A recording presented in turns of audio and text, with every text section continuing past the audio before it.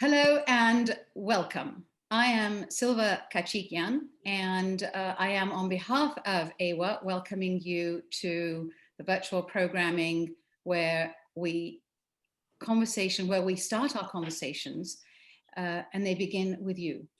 And these conversations are when we share insight to current issues and events that are of concern and relative to all our lives.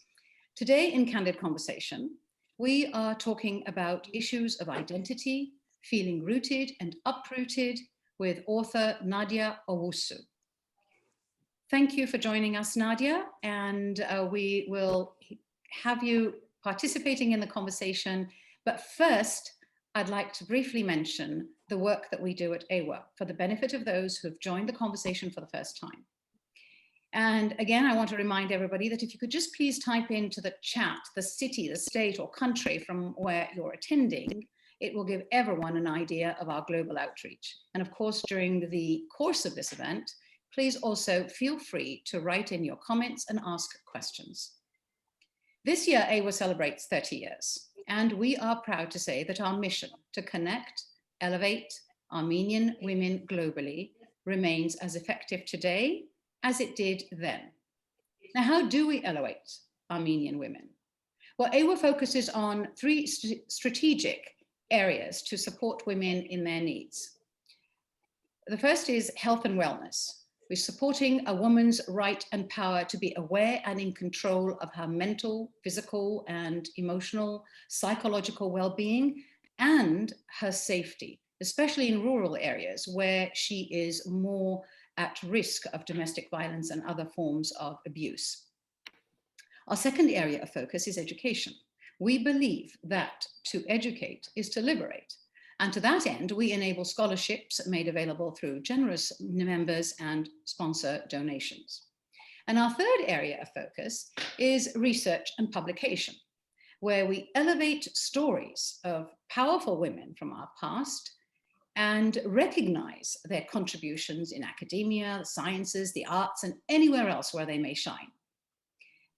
AWA has helped support the Armenian translation of one of America's best-selling books on health, Our Bodies, Ourselves. And then the publication department has published 12 books, including the London and Paris conference papers, Diana Derhovanesyan's poetry and anthology, translations into English of Zabel Yesayan's writings, and most recently, Sirpuhi Dusap's 19th century feminist novel, Maida. However, today, we will be conversing with a contemporary author whose unsettling yet gorgeous memoirs have reached audiences near and far on the international best-selling markets. Our program today is hosted by our New England affiliate. We have with us Zela Astarjian. Hello, Zela. Who is AWA's New England affiliate chairperson. She's an experienced networker and seasoned communicator. But in life, other than AWA, she is managing director of investor relations at Catholic Investment Services, an investment management firm in Boston. Zela grew up in Lebanon and was exposed to the diverse cultures of the Middle East, as many of us. But she moved to France later on to continue her studies in Paris and finally made a home in Boston. She's involved with several Boston area nonprofits, including contributing to 100 Women in Finance, a nonprofit organization focused on connecting and encouraging women in the finance profession to advance their careers, which is why probably she also shares one of the nonprofit initiatives, getting women on nonprofit boards, and why she is actively involved with AWA and its mission to connect and elevate Armenian women globally. We also have with us Barbara Joyce Merguerian. Barbara is a writer, editor, and historian. She is a native of Rhode Island, and she received her bachelor's in international relations from Brown University and her master's and PhD in history from Harvard. She has taught at several higher educational institutions, including Tufts, Yerevan State University, and CSU Fresno. She is the former editor of the Armenian Mirror Spectator newspaper and co-editor of several books, including Exploring Gender Issues in the Caucasus and Voices of Armenian Women, and her articles dealing with US foreign policy and the activities of the American missionaries in the Ottoman Empire in the 19th and 20th centuries, especially as they relate to women, have appeared in several publications. But what makes Barbara most special to us is that she is one of the 3 founding members of the Armenian International Women's Association. She has served as past president of AWA and currently directs the AWA archives, having edited and overseen most of its publications mentioned previously, and then some. So it is appropriate that we have Barbara Merguerian, writer, editor, and historian, introduce our guest, Nadia Owusu. Barbara? Thank you so much, Zela, for that very kind introduction. I feel that it's a great honor and privilege for me today to introduce our very special guest, whose first book, a memoir, explores the extraordinary 3 decades of her life, lived in so many different parts of the world, among peoples of different cultures, classes, and traditions. All of this has made her, on the one hand, a citizen of the world, while at the same time leaving her without any place that she could really call home. Her book raises multiple questions, as Silva has pointed out, revolving around identity, around rootlessness in the modern world, questions faced by so many of us in these complex times. Nadia Owusu's memoir, released earlier this year by a major publisher and the subject of rave reviews from critics of all kinds, has been aptly described as both brilliant and unsettling. The book opens as Nadia, then a 7-year-old living in Rome with her father and stepmother, hears news about the 1988 earthquake in Armenia. At the same time, she receives a rare visit from her birth mother, who stops by for one day on her way home from a holiday in Europe. Nadia's parents, a white Armenian-American mother from Watertown, and her Black father from Ghana, met while he was studying in Cambridge, Massachusetts. After their marriage, the couple moved to Tanzania, where Nadia and her younger sister Yasmin were born. But the marriage fell apart when Nadia was only 2 years old, and her mother left for America to build a new life that did not include her 2 young daughters left behind. Later, when Nadia was only 13, her wise and loving father, whom she adored, died, and her birth mother, to whom she turned in desperation for support, rebuffed her, leaving the young Nadia in the care of her stepmother, with whom she had a rather tenuous relation. Thus, it was Armenia's massive earthquake, combined with fleeting contacts with her Armenian-American mother, that gave Nadia the title of her book, Aftershocks, in which the stages of the Armenian earthquake, or any earthquake, its foreshocks, fault lines, and after effects, offer useful metaphors to probe her life experiences. On the surface, Nadia lived a cosmopolitan, even privileged existence. Her father, a United Nations official, spent a great deal of time with her as he moved the family to assignments in such far-flung places as Ghana, and then England, Italy, Ethiopia, Uganda, among others. Along the way, she attended international schools and interacted with people of many classes, cultures, and experiences. Aside from the many international posts where her father served, she spent time with her grandparents in Ghana, her aunts in England, her stepmother's family in Tanzania, her Armenian relatives in Massachusetts. But all the time, she had the sense of being almost an orphan, alone in the world, not belonging anywhere. Arrival in New York City to attend college as a mixed-race 18-year-old provided another culture shock that eventually led to a period of deep depression and despair, which Nadia overcame only by exploring with a really hard eye the trajectory of her life and putting her feelings into this book.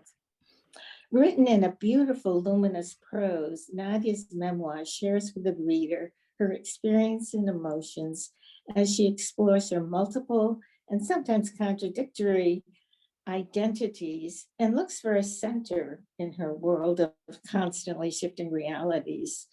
Her honest examination resonates with the anxieties of so many of us living today in the complexities of modern life. I very much look forward to learning more about this fascinating memoir as I turn the program over to AWA's Zela Astarjian and our guest author, Nadia Owusu. Thank you. Thank you, Barbara, for this great introduction. What a nice summary. I think I hope that for those of you who haven't read the book, you're going to leave this session and go grab this book and read it. It's really beautifully done, Nadia. Thank you so much for doing this. It's like Silva was saying, it's like a dance. It talks about history, it talks about emotions, exploration, and talks about some difficult subjects too. I love the way you did it. And I feel like the times were right for this kind of book. And thank you so much for accepting to be on this webinar panel. I really appreciate it. So for my first question, why did you decide to write this memoir, and what governed this choice for you?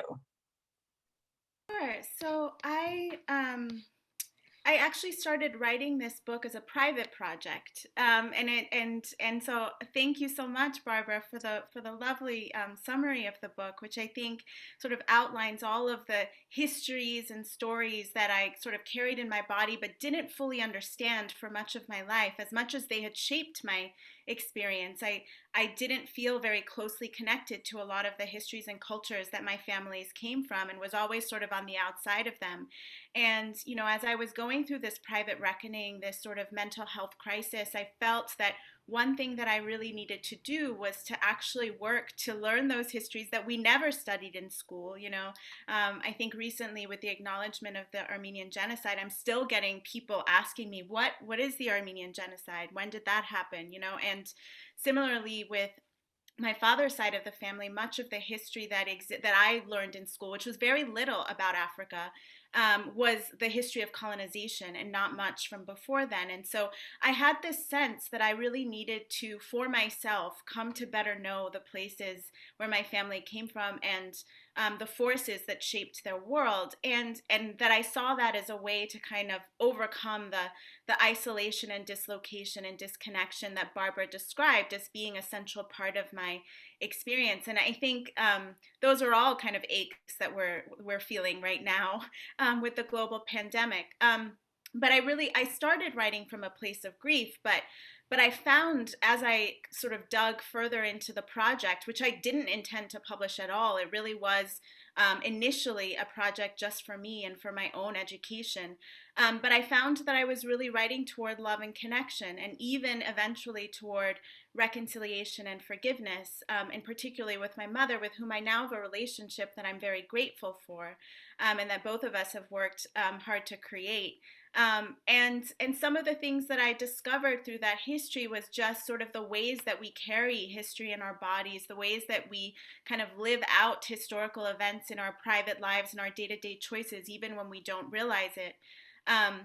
And I also discovered how actively so many people, my Armenian grandparents, for example, in Massachusetts, how actively they worked to love me across oceans and continents and estrangements. And, you know, they would always send my sister and me packages of books and clothes and cards for our birthdays. And, you know, so I realized that a story that I could tell was, you know, a story of abandonment and displacement and estrangement. And that certainly is a part of my story. But in writing the stories that actually became the book, I also found that there was so much love, and that love was really an active thing, and that was also a story I could tell as well, and is one of the biggest messages that I took away. But yeah, so it started sort of for me, you know, to help me find a way to make sense of the multiplicity of my identity, and to come to know those places and cultures that I sort of struggle to belong to, but that are in my DNA in a deeper way.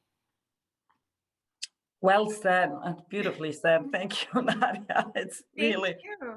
Thank and you so so much. it's, yeah, I mean, you did a great job with the book. But anyway, folks have to get the book to read it. But so you structured the book around the Armenian earthquake. And like Barbara said, that's how the book opens up. And what led you to do that? And I feel like you also kept weaving that earthquake theme throughout the book whenever you could. I thought you did it beautifully.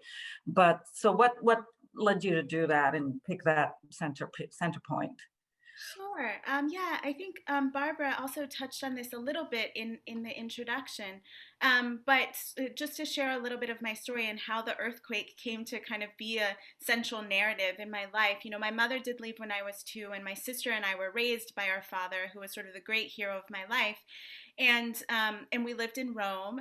And when I was 7, and you know, after a long absence, my mother showed up at our house on the same day that I learned about that catastrophic earthquake that destroyed a city in Armenia.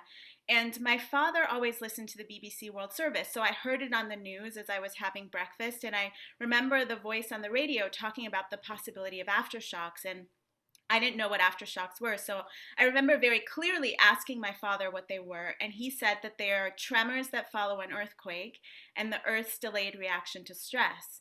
And that kind of story stuck with me because my father didn't talk that much about my mother. He would talk about her if I asked, but the fact that this earthquake was happening in Armenia, I felt was a little bit of an opening to ask him about her family. And you know, I always had this sort of sense of longing for her and wanting to know more about her and her life. And then that same day, she showed up and took my sister and I for a walk around Piazza Navona in Rome. And then later that evening, she dropped us back at home and she was gone again. And I think, you know, again, maybe because my mother is Armenian-American and maybe because my father sort of generally avoided the topic of her unless I kind of pushed him, the earthquake and my personal shaking, what I sort of found, call my sort of personal earthquake of my mother showing up. And I think because I was so young when she left that I hadn't really experienced her leaving. And so that occasion when I was 7 was the first time that I actually watched her walk away. And so those two events, the real seismic event and sort of this private seismic event in my life, kind of conflated and combined in me. And I sort of became obsessed with earthquakes. And specifically the ways we predict them and measure disaster. And then also as I got older, the obsession kind of fermented in me, and I started to think about how disasters, both private and seismic, and particularly having lived through some of them because of the nature of my father's work. So, you know, we lived through a civil war in Ethiopia. You know, my father died when I was 13. We lived through acts of terrorism in Uganda. I was at the World Trade Center on 9/11. And so all of those disasters kind of sort of shaped my worldview and my life. And so the metaphor of the earthquake occurred very organically in my writing of the book. It just sort of made sense to me. And I was actually writing in seismic terms before I realized I did it. And I sent, you know, a copy of an early version of the manuscript to a mentor of mine. And she said, you know, you write a lot about earthquakes, so maybe you want to be a little more intentional with that. And when she said that, I realized that earthquakes have been sort of a guiding metaphor of my life, and I've sort of lived inside of that metaphor. And the story of an earthquake is not linear. You know, it's not easily understood except in retrospect. And that's sort of how I felt about my life story, having lived in so many places and moved around so much and coming from so many cultures. And sometimes it turns out that what we thought was the earthquake was actually a foreshock, and then you reshuffle the story. And I was really struggling with figuring out how to write my story in a linear way, because that's just not how I experience time. But the metaphor of the earthquake allowed me to kind of link the pieces of my life thematically with the stages of an earthquake and the seismic terms kind of linking the threads. And this was the way that made the most sense to me. And then also in many African cultures, time is not a straight line. It's circular, and there are circles within circles, and we move in and out of them, and the past and present coexist. Our ancestors are very much present in our lives in the Ashanti culture that my father's from. So that's also sort of how I was raised to experience time and the world. What a rich life you've led, Nadia. So interesting. And that's what I liked about the book, this like stream of consciousness. And you're in Tanzania one moment, then you're Piazza Navona, which I would love to be there right now. But Yes. At this point, Nadia, I think I thought maybe the audience would like to hear you read from one of your favorite passages from the book. Sure. Maybe something to do with the Armenian sections, if it's possible. Sure. Yeah, I'll read a little chapter that covers my connection and disconnection from both sides of my family, and it's called Failures of Language. I do not have my great-grandfather's worn but carefully pressed cotton handkerchief. My father's family aren't much for holding on to material things. I do not have my maternal great-grandmother's red hair or my paternal grandfather's coffee bean skin. What an unusual combination, people often say when I describe my parentage, Ghanaian, Armenian, and more than once, how did that even happen? I speak 3.5 languages that do not belong to me, that do not run through my veins: English, Italian, and French, decent Swahili. When my relatives and country people maneuver between English and their home languages, Tree, Armenian, and Turkish, I grip the ropes of the English words as firmly as my jittery hands will allow and loop them into knots. I watch for cocked eyebrows and pursed lips to translate the rest.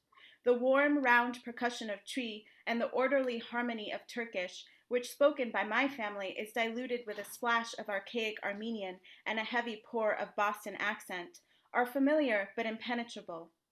I can spot members of my two disparate tribes in a crowd, but I cannot address them except in basic greeting and pleasantry. Good morning, how are you? Welcome. In Tree, I can also say even the elephant can swat flies with its short tail, and any river loses its identity when entering the sea. My father, when his intention was to remind or chastise, was fond of proverbs and folk tales. The heroes of those tales were animals of the forest, spirits, and gods. I know them by name. My Ghanaian relatives are at times tickled by my inability to speak Tree. At other times they are affronted. How can you not speak your own language, they ask, not acknowledging that my learning it would have required them to teach me. Once when I was in the market with an auntie, I cannot remember which one, a woman asked why no one had taught me to speak my father tongue. Nobody wants to hear her speaking Tree in an American accent, the auntie replied. Since she replied in English, I can only assume she meant for me to understand. In Tree, I cannot say, love me, accept me. At 13, I could not ask my father not to die. In Turkish, I know only the words for eggplant, yogurt, and savory pastries. The stories of my mother's family are very much concerned with food, what was served, whose dish was tastiest, and delicious gossip, who messed up the baklava. As a child, when I visited them in Massachusetts, we talked about eggplant, losh kebab, and pilaf with little chopped up noodles in it. We planned for dinner as we washed lunch dishes. We ate to remember those who escaped genocide and nearly starved in the desert, to honor what they made possible for us. My grandmother taught me to roll rice and lamb into grape leaves. My mother read to me from 1001 Nights. Ali Baba said, "Open sesame," and discovered a stolen treasure. A genie emerged from a lamp to do Aladdin's bidding. Scheherazade told tales to a king to delay her own execution.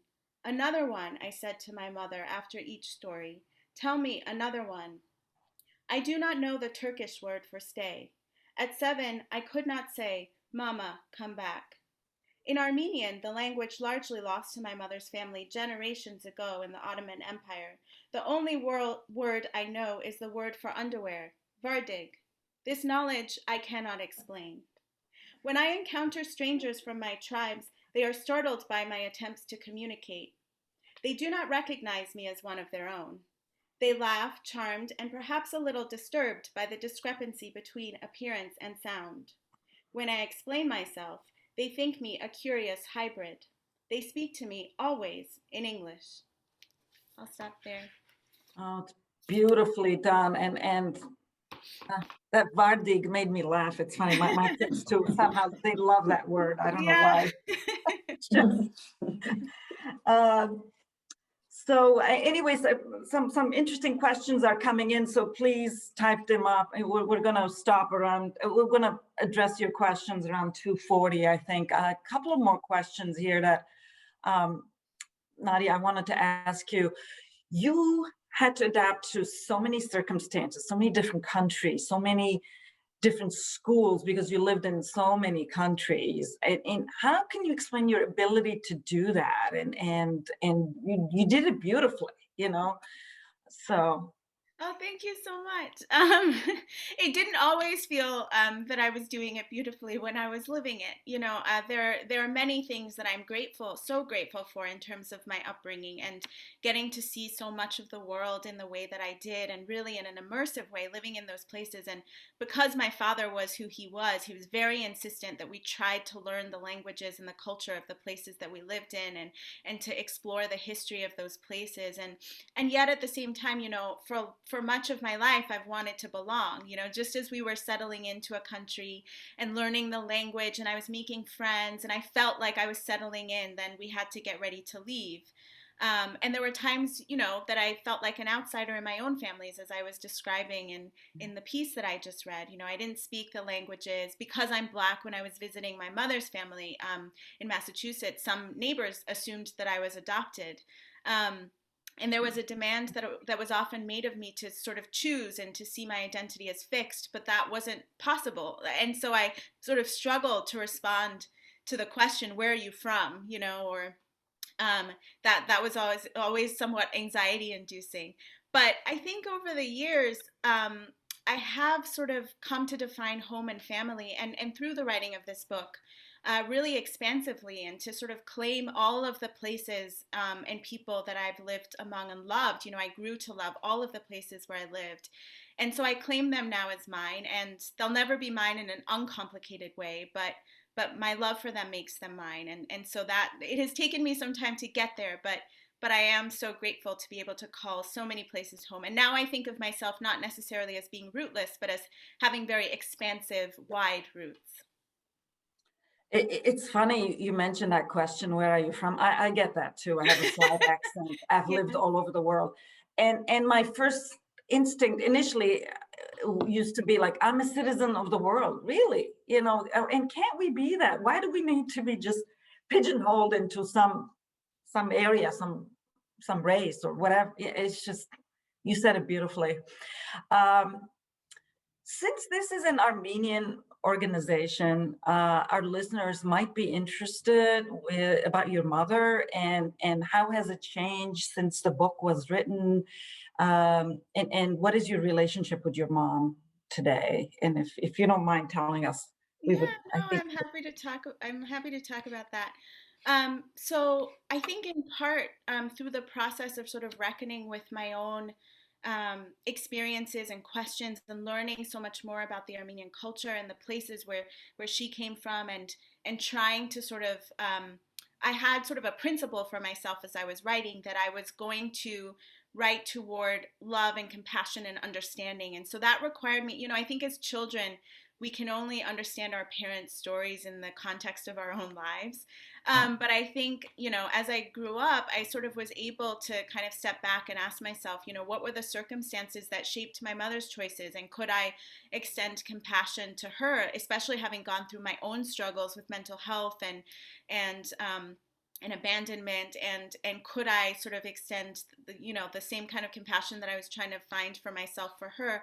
And at the same time, she also, you know, had been doing her own wrestling with her own challenges in her life. And so by the time, you know, I had done some of this work and was ready to reach out to her, which I ultimately did, you know, after over a decade of estrangement, we've had some really wonderful, honest conversations, and been really truthful about the ways that, you know, we hurt each other, and that we felt the loss of each other in the absence. And, you know, it's been many years now that we've been having these dialogues, and I've felt really lucky to be able to be back in relationship with her, and exploring what that means for us now that I'm an adult, and also so fortunate to get to know her side of the family as well, and to be able to kind of immerse myself in the culture that I felt like I was missing. It's half of my DNA, and I really wanted to better understand that history and culture. And my grandparents, only passed last year. So in reconciling with my mother, I also got to spend so much time with them and to hear their stories, and that was such a gift. And so I'm so glad that I did reach out. And actually, she has been really supportive of me telling this story. And she understands that it's sort of my version, but through the telling of my version, she's also kind of shared with me some of her own life story, and that has helped me to understand her better. And she's actually been a big champion of the book. She's been sort of driving around Massachusetts and taking photos of it in bookstores, and so I'm really happy with kind of the relationship that we've built over the last several years. Well, that's wonderful to hear. So can you also discuss your African roots and how you marry that with your Armenian roots? I mean, you talked a little bit about it, but there's some really nice sections in the book about that. But Sure. Yeah. So, I mean, I was raised primarily among the African side of my family. We would spend many sort of Christmases and summer holidays with my father's family in Ghana. And I was, partially raised by my father's older sister. After my parents got divorced, my father sent me and my sister Yasmin to live with his sister in England.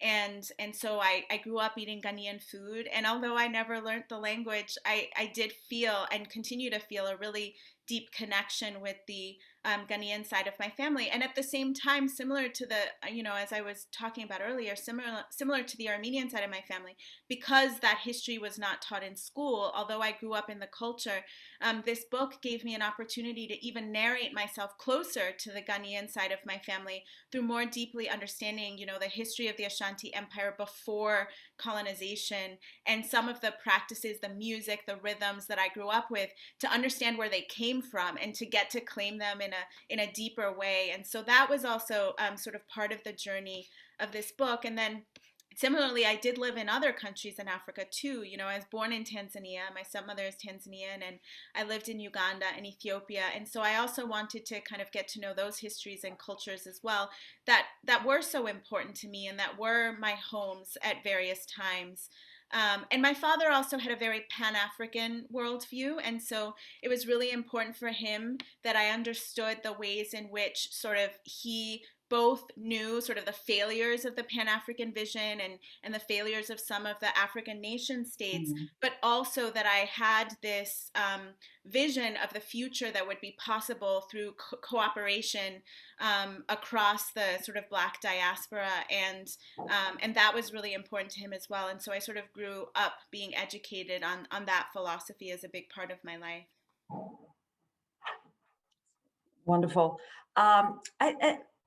We have a great question that came in. And by the way, I encourage all participants to start typing your questions in the Q&A section. So this question for you, Nadia: Armenian Americans are just beginning to address race and racism, in part thanks to bi and multiracial Armenian Americans. What reflections might you offer that exploration? Yeah, that's a great question. I think I think it's interesting being sort of both Black and Armenian, and the Armenian side of my family has always been very open and very sort of interested in exploring sort of the ways that race functions in America, which Armenians also got racialized into in when they arrived in this country, and understanding, I think what's really important in those conversations, and that I had to learn too, because I moved here when I was 18, and so although I've been Black all my life, living in the different countries where I lived, but what that means in America is something very specific and different. And it was very quickly clear to me that race and racism sort of shape so much of American life, the way that all of our systems, whether that's where people get to live or where people get to go to school, are shaped by racist thinking, and that even when we got rid of those laws on the books, that thinking has continued to be very central to the American experience and the Black American experience. And I don't think I understood that fully either when I first moved here. But of course, I got a very quick education in it because of how I was interpreted and experienced by people when I moved here. Often the story that's told is that the civil rights movement happened and then, there's still racism, but a huge amount of progress has been made. And that actually, as a Black person, you're better off in America than you are in Africa, for example. And that's true and not true for a lot of reasons, because colonialism and anti-Blackness are global phenomenons, and they're very much connected.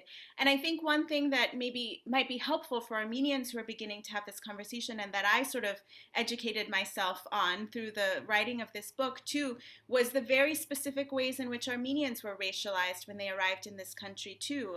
My grandparents actually, or great-grandparents, I was very interested to discover when they arrived in the United States, they were racially classified as Asiatic Turks. And then many Armenians were actually classified as Asian, and then had to petition the courts to become white, understanding fully what whiteness would make available for them in this country. And so that's just such a good illustration that I use, not just with Armenians, but with people generally, about how specious race is and how much of a construct it is that, if you can arrive as one race and then petition a court to become another one in order to, and it makes so much sense. Of course, you would do that if you could, especially escaping a genocide and coming here and discovering that actually, if we are classified in this way, then we can live where we want and seek good jobs and try to build new lives. That makes so much sense. And at the same time, it just shows you sort of how absurd this notion of race is in so many ways. And so I think sometimes just by exploring the history of Armenian peoples in America can give a very interesting perspective on race, and then sort of open up the dialogue to think about what might that mean for other peoples who are coming to this country as immigrants, and also for Black Americans who, of course, were brought over here against their will as enslaved people. And so, yeah, I would sort of like look at the ways in which racialization works, and to have kind of those honest, open conversations. You are so wise, Nadia. It's so eloquently said. Thank you so much.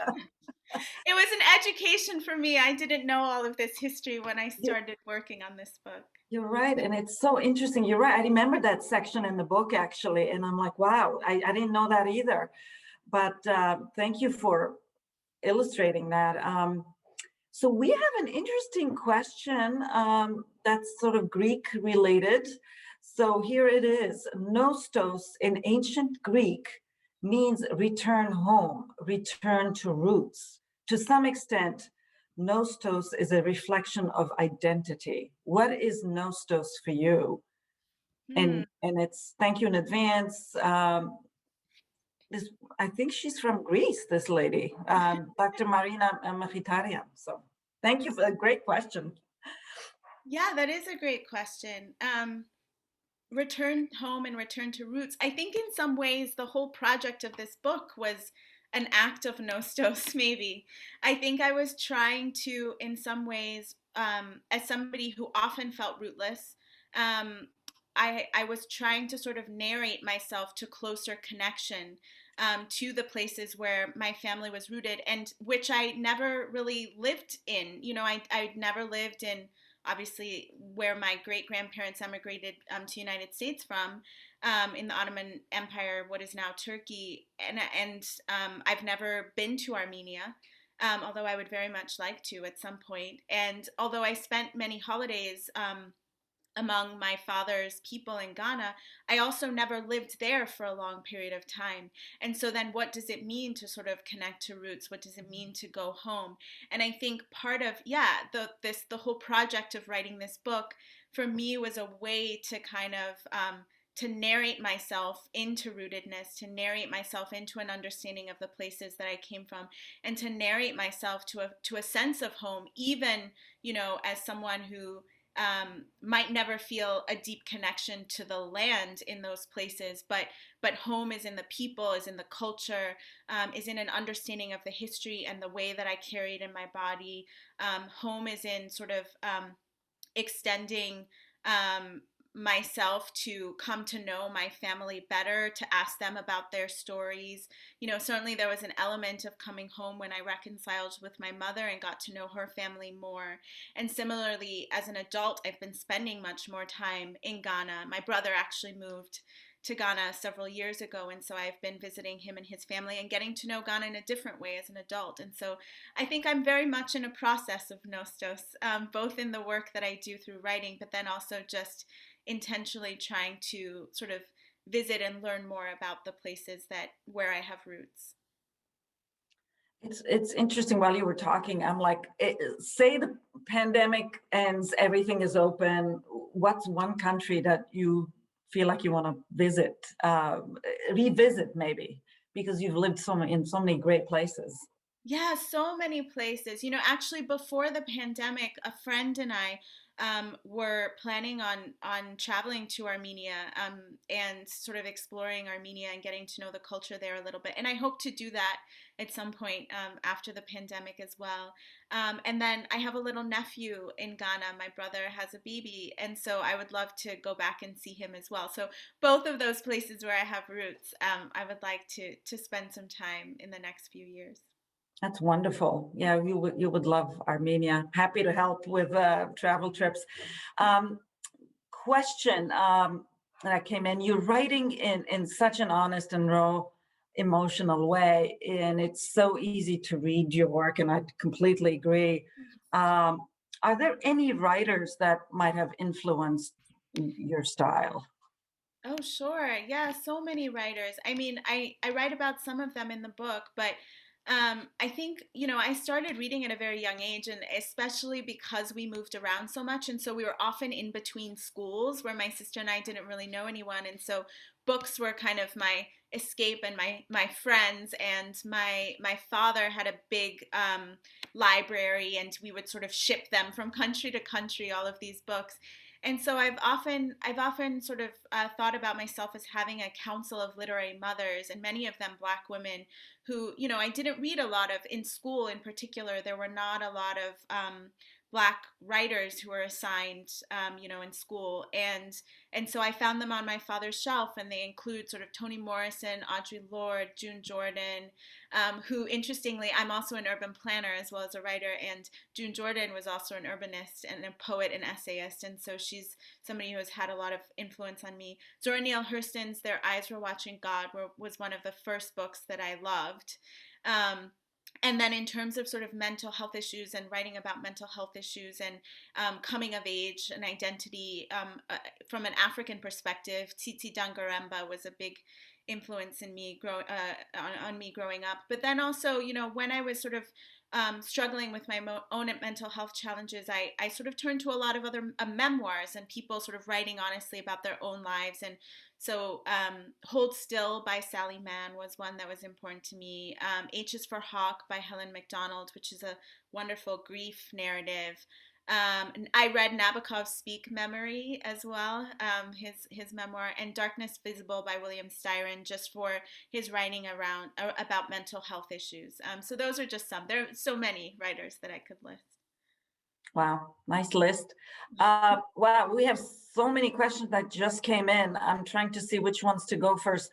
So maybe continuation on the colonization topic. Does the history of colonization on both sides of your family help you to understand your background better? Yes, definitely. I mean, I think that was one of the things that was so important. One of the most important pieces of my self-discovery as I was writing this book was understanding the histories of the peoples that I come from and the sort of oppressions that they experienced. And I think coming to understand those forces helped me to also understand the choices that my families made about sort of where to live and how to live, and their own fears and challenges and griefs and worries about the future. Those stories really helped me to contextualize that. And, we can often think of events as, you know, being historical events and they happened a long time ago, but it became so clear to me just how present history is in people's lives. And that was sort of an aha moment for me, where I also realized that the same, you know, those same histories are also playing out in my life and the choices that I made and are passed down, whether or not I understood them.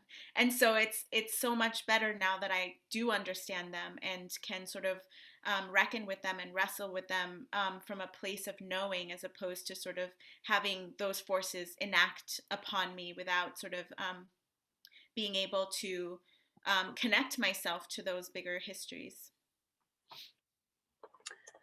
Okay, so we have two questions here that I'm going to try and combine. Karen was asking, what are your next writing projects and what are you planning on working on? And then another question that came in about what you're doing with Frontline Solutions.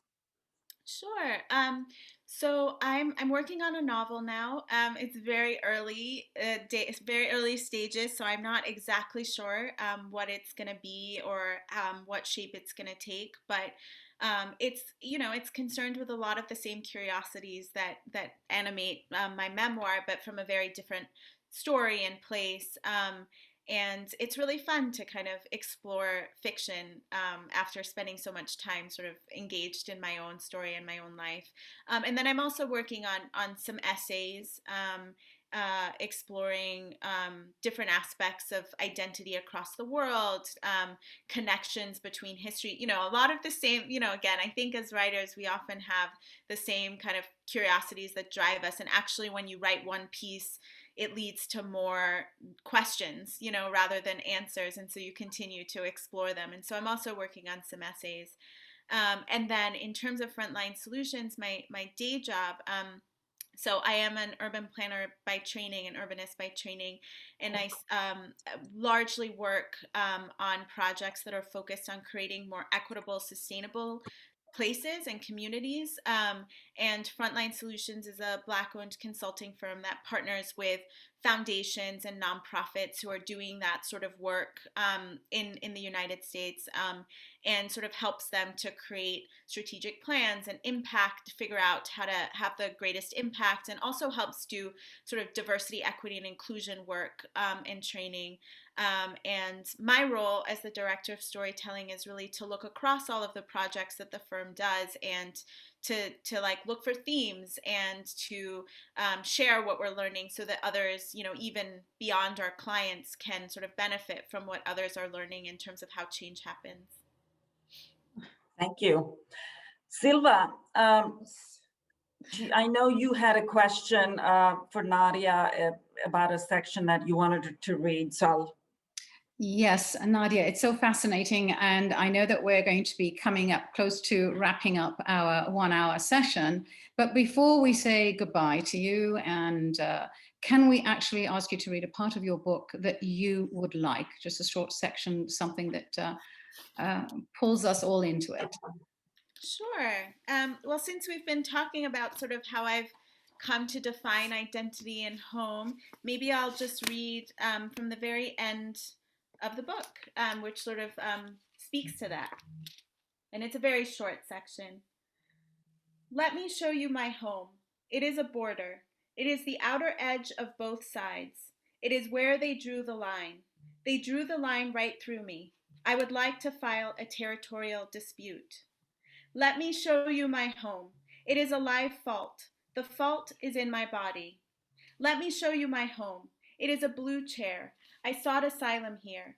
I marked my application temporary. For myself, I am writing reconstruction, not elegy. Look into my eyes. See my glowing skin. My pores are open. I am made of the earth, flesh, ocean, blood, and bone of all the places I tried to belong to and all the people I long for. I am pieces. I am whole. I am home. Whoa. Well, honestly, thank you so much. I know we do have a few more minutes if anybody has one or two other comments to make, but that was so poetic and so beautiful and rooted. Knowing that you have found home, But please always remember that you have a home among the Armenian International Women's Association as well. Thank you so much. Thank you all for your support. It's been so lovely to get to know you and your work and publications and just so much wonderful work that you're all doing. And I'm really glad to have learned about it. Well, we have to thank you for giving us the time. We know how you are doing book readings from home and or wherever. This is the advantage of being virtual is you can be anywhere and everywhere. Zela, if you want to check on the chat, if somebody said anything, otherwise I am going to wrap up because I know that some of us have a sharp noon, 1 o'clock that we have to leave. So I had one more question since we have a few minutes here. What has been the reception to the book? I know that I saw the BBC, was it? Just it shows you as one of the 10 best books for 2021. Can you tell us a little bit how it's going? And I know you're jumping from one webinar, from one talk to another, which I'm so thrilled because you deserve it. Oh, thank you so much. That's so nice. Yeah, it's been really exciting. It's been such an exciting time. I had no idea what to expect. It's my first book. And then it also came out during a pandemic. So I didn't know, what to expect. But fortunately, as you say, like I have gotten to experience, the kind of book tour experience from home, which has been really nice. I've gotten to connect with so many people across the country and even in other countries. The book came out in the UK and I was able to do some events with the UK as well, with the Guardian and with the BBC and radio interviews. And, I've done NPR and PBS, and it's beyond anything that I hoped for. It's kind of a strange book in some ways. It takes place all over the world. My identity is very complex, but I think, what I've learned is that so many people have complicated identities. And I know that that's true of the Armenian diaspora, certainly, and so I think there are people who are sort of hungry for a book like this. And so I've been really grateful to be able to be in these sorts of conversations, and the critical reception has been really exciting and lovely. Of course, I've been very, heartened to just have all of this good news in what has in so many ways just been a really tragic year, lots of reasons to grieve, but also, lots of reasons to recommit myself to finding deeper connection to people. And this book has really allowed me to do that, even connecting with, folks from the Armenian diaspora through the book who I might not have otherwise met, and, getting tapped into your work. Like that has been meaningful and important to me. So I'm really grateful for all of that. And Nadia, I know that you're also going to be speaking, you're one of the guest speakers, I think, for our one-day conference, which is in Newport Beach, October 3rd, by the way. Please join us if you can, hopefully in person, right, Zela? Yes, and it's October 2nd, but I will mention that again and remind everybody that anyway, we're not Nadia isn't done with AWA yet, because we will be having her again. Anyway, thank you, and Silva. All right, and thank you again. Thank you, Nadia. Thank you for joining us and giving us this time. And you've been delightful, and the comments are just incredible. Thank you, Barbara and Zela, for guiding the conversation with sensitive candor for the introduction and the questions. And to our listeners, please read the book if you have not already done so, because Nadia will be a guest speaker at the next AWA conference in October. And if I'm not mistaken, it's October 2nd to be precise. So be on the lookout for further details. I mean, Nadia, you've just done an incredible job with this incredible journey, sharing your story. It takes courage, grit to share something so personal. And we wish you luck, and we will see you again. So thank you. And last but not least, thank you to our listeners across the globe.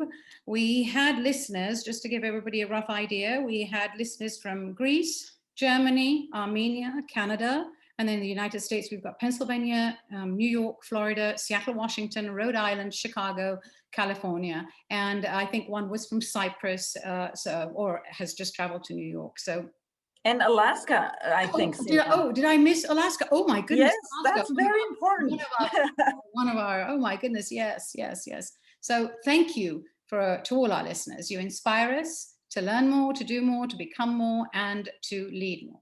just look out for future AWA events, all of you, and follow us on Facebook and Instagram. And if you're not yet a member, we encourage you to go to our website, awainternational.org, and join the global network of women who share our values. And I'm going to repeat the values until everybody can repeat it with me: integrity, respect, inclusivity, service, and relevance. So all of you, stay well, stay safe, stay informed, stay relevant. Until next time, thank you and have a wonderful rest of the week and weekend. Thank you again.